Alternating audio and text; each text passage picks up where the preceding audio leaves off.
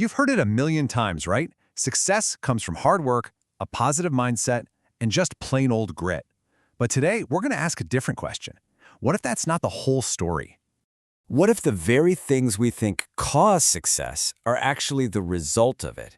We're about to flip the script on everything from marshmallows to mindset. So let's kick things off by looking at what everyone thinks they know. For decades, psychologists and success gurus have been pointing to three core pillars of achievement. These are the big ideas you've probably seen in TED Talks, read in business books, and maybe even heard from your parents. Yep, these are the big three: being able to wait for a better reward, believing you can always improve, and having a smart strategy to practice. Sounds pretty straightforward, doesn't it? Let's break them down, starting with a super famous experiment involving kids and candy. You've definitely heard of the marshmallow test. A researcher puts a marshmallow in front of a kid and says, you can eat this one now, or if you wait 15 minutes, you can have two. Well, it turns out the kids who waited went on to have higher test scores, better jobs, and were even healthier. I mean, they literally had better teeth. The conclusion seemed obvious. Self-control is everything. Next up, we've got the growth mindset. The idea is pretty simple. Imagine you fail a test. Do you think, okay, this is a chance to learn what I did wrong? That's a growth mindset. Or do you think, I'm just bad at this? That's a fixed mindset. So resilience, right? It seems to be a huge predictor of who makes it and who doesn't. And finally, there's deliberate practice. This isn't just about putting in your 10,000 hours. It's about working smart. You have to figure out your weaknesses and attack them with a plan. But here's the catch. That kind of self-assessment is ridiculously hard. This is where you see that whole Dunning-Kruger effect, where the people who are the worst at something are also the worst at realizing they're bad at it. Kinda makes deliberate practice a real challenge, huh? Okay, so we've got our three golden rules: self-control, resilience, and smart practice. Seems like a solid formula for success, but here comes the big twist. And I mean, this changes everything. This is the idea that turns the whole thing completely upside down. What if we've got it all backward? What if having success, and the stability that comes with it, is what allows you to develop these amazing traits in the first place? It all boils down to a classic mistake we all make. You've heard this one before, right? Correlation does not equal causation. For example, tons of super successful people wake up at 4 a.m. But you know what? Waking up at 4 a.m. isn't going to magically make you a CEO. It's way more likely that being a successful CEO gives you the drive and the reason to hop out of bed that early.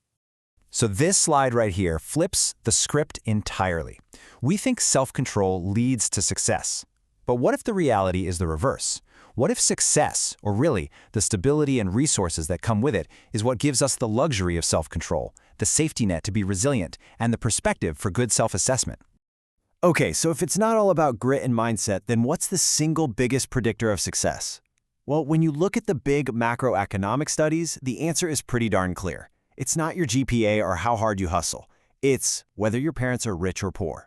And that difference, it all starts with how you're raised. This table really lays out the massive divide. Wealthier parents tend to use more complex language and give explanations for things. A kid touches a hot stove, they might get a mini science lesson about heat. Now, for parents under a lot more stress, the response is often a direct command. Stop, don't do that again. And look, neither approach is inherently wrong. They're just teaching two totally different lessons about how the world works. So let's circle back to that marshmallow. For 50 years, we all believed the test was about willpower. The kid who waited was just better. They had more self-discipline. Simple as that.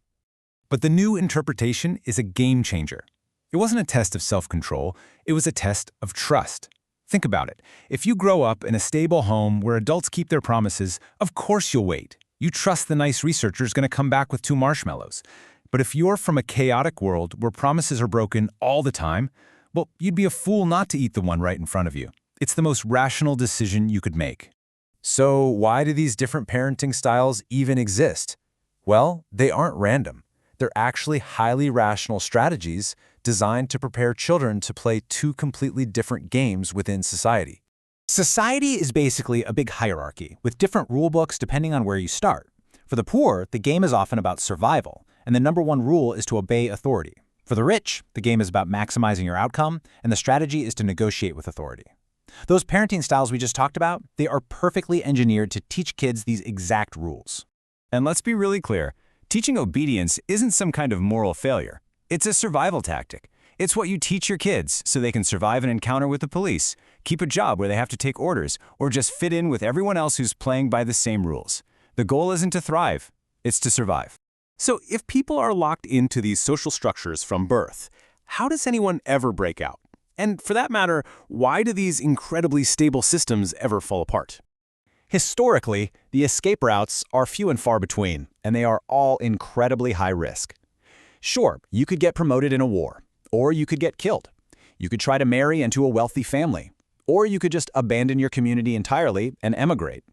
Notice the theme here? They all require a massive gamble and a whole lot of luck.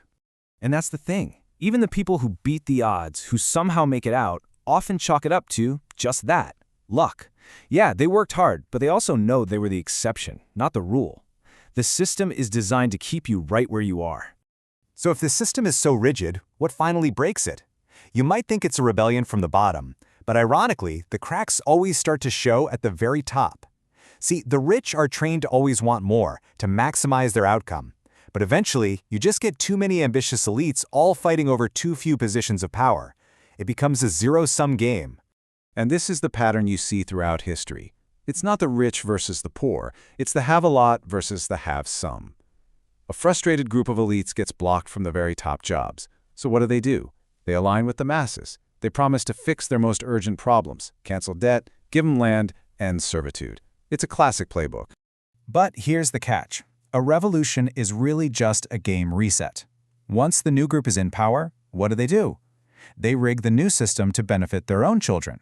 And after a generation or two, the positions of power fill up, social mobility freezes, and the whole cycle starts all over again. Which leaves us with a final, pretty heavy question. If human society inevitably leads to a rigged game, are these chaotic, periodic resets just an unavoidable part of history? Something to think about. Thanks for joining us.